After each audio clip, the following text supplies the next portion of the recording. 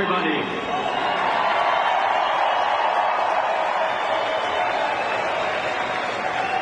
This is how you doing, everybody? Great to see you. This is a homecoming for Dr. Carson.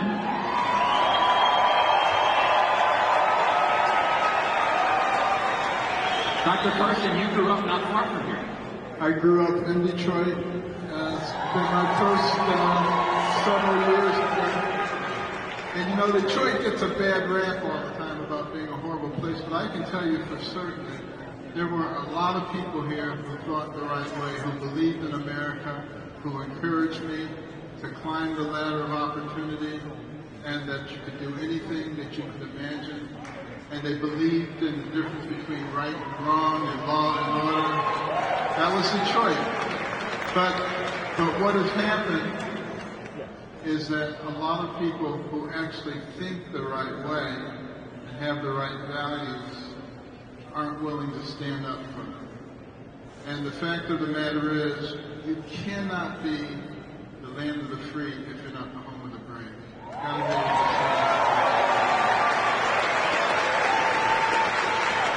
to Dr. Carson, I believe you are one of the most impressive and important Americans alive today. I truly believe that.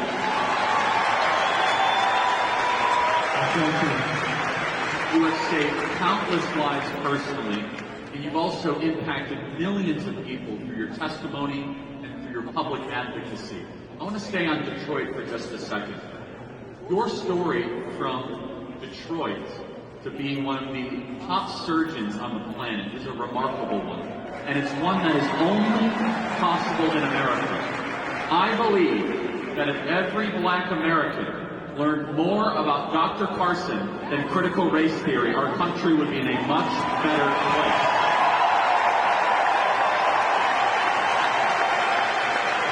And you know, there was a time when individuals like myself, who worked very hard, who believed in God, who believed in right and wrong, had values that made us into a great nation, were celebrated. But now there's a faction that denigrates those people, says that they're Uncle Toms and all kinds of things that they are called. They don't appreciate them because they're more interested in getting people to believe that they're victims. And, you know, teaching little white children that their ancestors are oppressors, and little black children and minorities that they're victims. Tell me, how is that supposed to make the country better? There's no way that that does anything except cause division.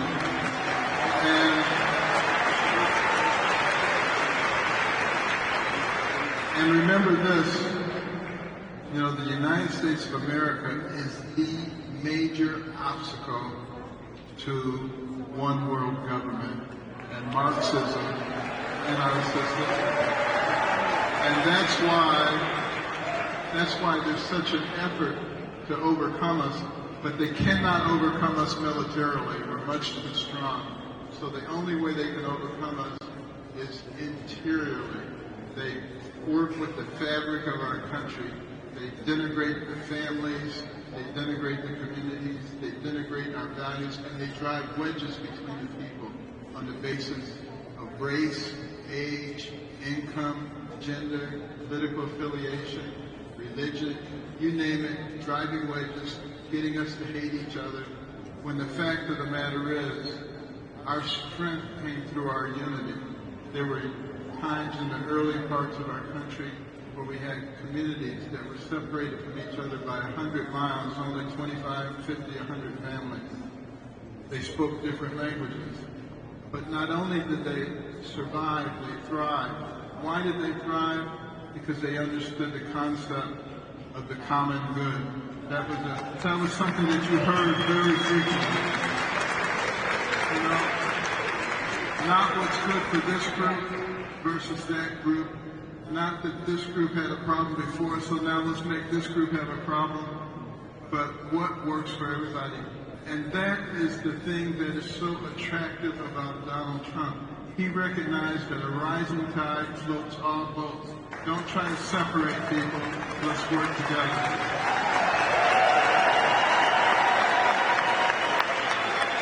So Dr. Carson, right after this dialogue right here, you're actually going with the president to a black church down the street where he's visiting before he comes and visits us, by the way. And Dr. Carson, looking at Republican politics for the last 30 or 40 years, it is hard to find examples where candidates are willing to go into the Bronx or downtown Detroit. What is your takeaway or your impression of President Trump's willingness to go into communities that don't always overwhelmingly vote Republican?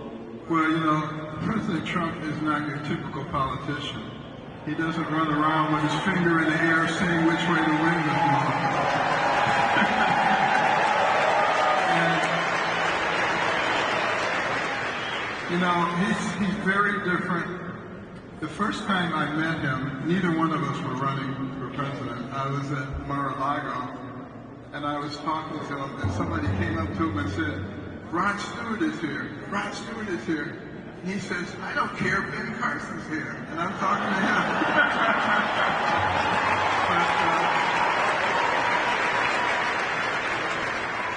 But, you know, I think people genuinely know that he cares, you know. I noticed that the workers at Mar-a-Lago, he knows their names, he talks to them, they love him. The same thing at Trump Towers, all the places he actually communicates with people. He's not just using people like typical politicians do. And that's why the people in the Bronx and all these places where they don't expect him to have any traction, they recognize what's going on. The other thing is, Americans are a lot smarter than the news media and the leftists think they are. And they recognize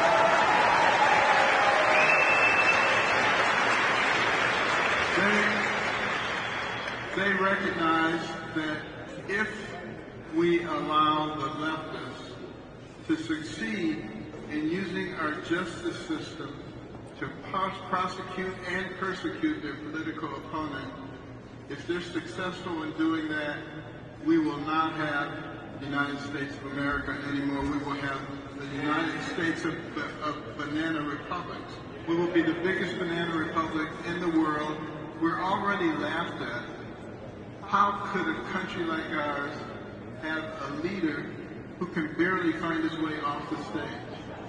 You know, this person has control of the nuclear codes, is control of the military, control of so many aspects of our lives, and the people around him know that he's incompetent, but they are more interested in power than they are in the well-being of our nation, and we have to change that.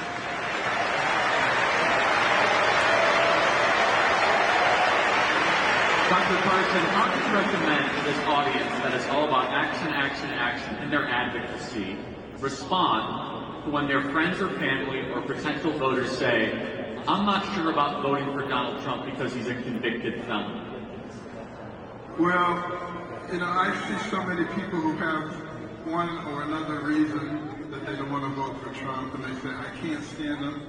When you press them, yes, his policies were good for me, I have to admit that, but I can't vote for him. Well, what if you were a patient who had a serious disease that required a very competent surgeon? Would you rather have a surgeon who has poor bedside manner and saves everybody, or great bedside manner and kills everybody?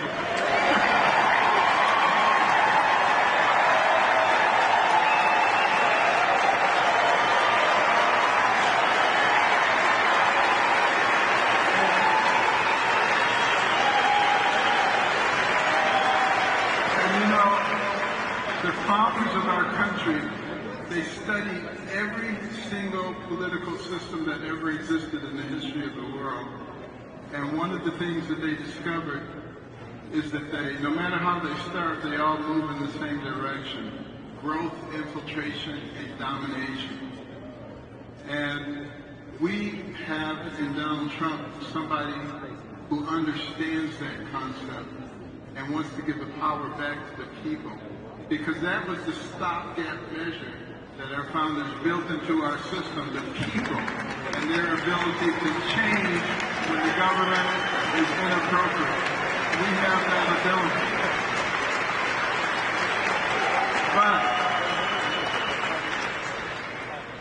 But it means we have to vote appropriately. Everybody in here has a sphere of influence. Use that in an appropriate way. Teach people, don't just go into the booth or look at the voting sheet and vote for the name that looks familiar. You need to know who those people are. Most people say, I know that name. It could be Satan. No, you don't want that. We got to do better than that. We got to study who we're voting for. And we also have to get involved in the process. Volunteer to be a poll watcher. And if you're a poll watcher, don't listen to the people who say you can watch the poll, but you got to do it from way over there where you can't see anything. We don't have to accept that. We don't have to accept it if they say the signatures don't have to match. We don't have to accept it if there are 100 ballots from the same address and they say it's okay. It's not okay. We don't have to accept it if people don't have voter ID. We don't have to accept any of these things. This is America.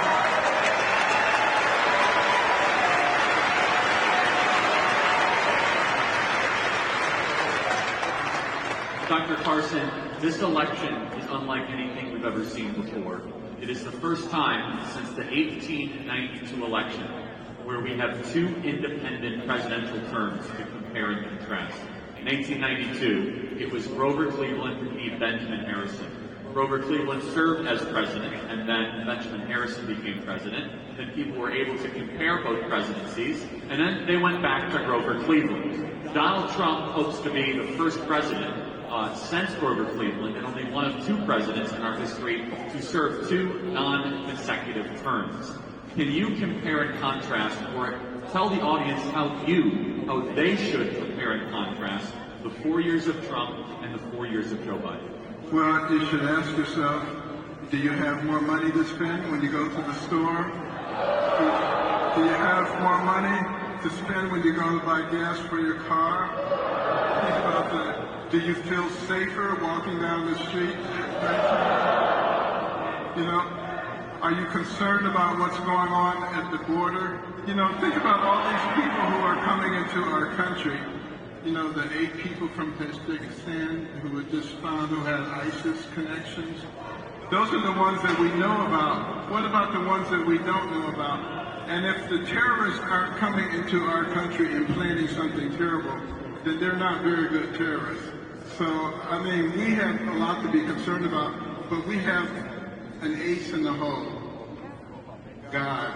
We got God.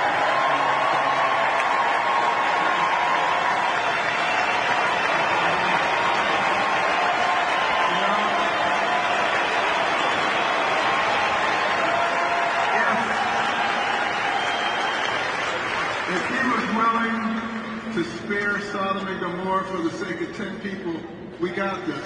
Okay, but we have to do our part. That's the part. We have to do our part. So, Dr. Carson, I'm so glad you brought that up. And this is an audience that loves the Lord and wants to honor God and honor country. What do you have to say in 2 parts? The first part of the question I'll ask to Christians who say, I think God is done with this country. I think that our worst days are ahead. How would you respond to that? I would respond to that by saying, God so loved the world that he gave his only begotten Son.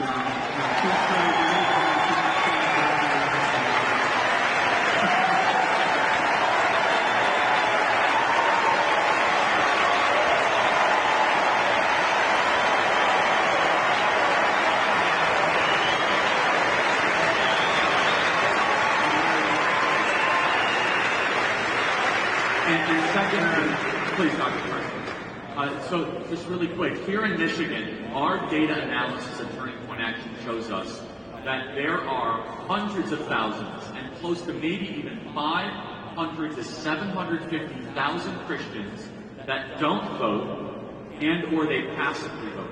Even worse than that, there are Christians that say, I don't know if I can vote for Donald Trump. How would you respond to both those Christians who don't vote or Christians that are uneasy about Donald Trump? I would say the reason that we have the freedom that we have now and the ability to live in peace is because there were people before us who were willing to stand up for what they believed in. Many of them, not just to vote, they gave their lives so that we could have freedom and peace in our country. And I would ask them the question, what are you willing to do for your children? Because what we do today will have a dramatic impact on the kind of life that they will have. The debts that they have to pay, the people that they have to deal with, the principles that they will value or not value, depending on how we present them. We got to remember, this is the United States of America. This is America. We have the can-do spirit, not the what can you do for me spirit. That's what made us into a great nation. But we have to play our part. There are so many different forces at play here in this election. We need to have the grassroots turn out in record numbers and do the work. Register new voters. Find low propensity voters. You might say, what is a low propensity voter? A low propensity voter is your Uncle Frank, who complains all the time that grocery prices are too high, that crime is going up, that the country is not what it used to be, but he doesn't vote. That is a low propensity voter. Raise your hand if you know somebody like that in your life. Every person raising your hand, you got to go find that Uncle Frank, register them to vote, and tell them it is their duty to go vote for Donald Trump, or I never want to hear your complaining ever again. Dr. Carson, how do we best identify, register, find those low propensity voters? This election will be determined by whether or not we are able to translate the concern that the everyday American has for the direction of the country into ballots and votes. All we have to do is get people to open their eyes and look and see what's going on. Just like with Benjamin Harrison and Grover Cleveland, it's the same situation. We're fortunate in the sense that we've had these two administrations juxtaposed right next to each other. You don't have to remember back 20 years or 30 years ago. You just have to remember 3 or 4 years ago to see what was going on and what's going on now. And we're going to continue down this downward spiral unless we change it. And like I said, our founders gave us the ability to change it, but we have to take advantage of that. That is really the key right now. It is all in our hands. We have to talk about it. Don't shy away from those conversations at the dinner table and in your neighborhoods. Go out there and proclaim the gospel of freedom in this country.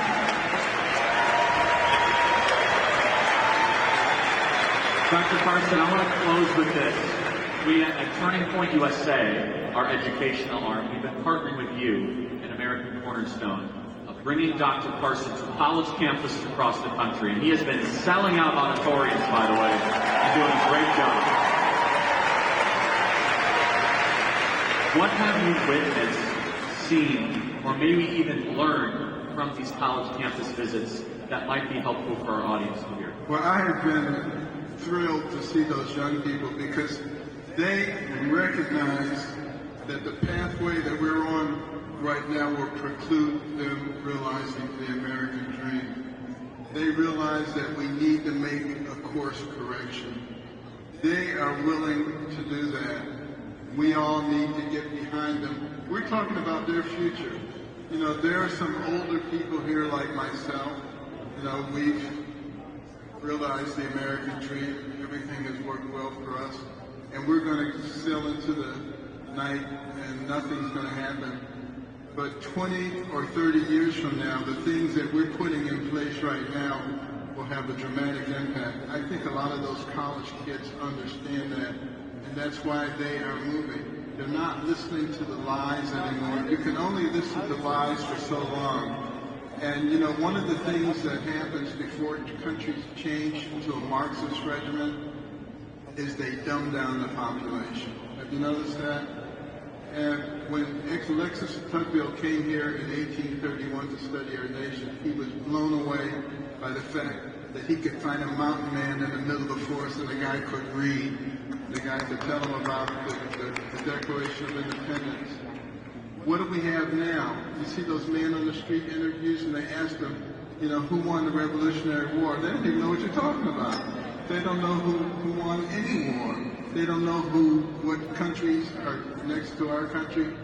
They don't know anything. I mean, it must hurt to be so stupid. But the fact of the matter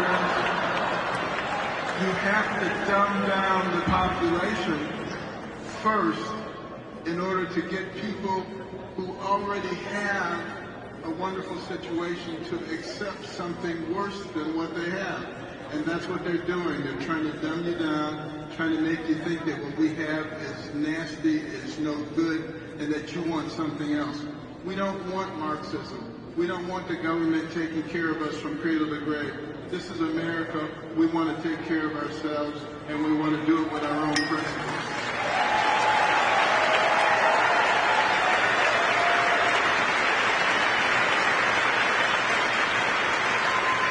Dr. Carson, I know I speak for this audience. You are a role model for millions and an American icon and treasure. God bless you for your courage. Thank you so much, Dr. Carson.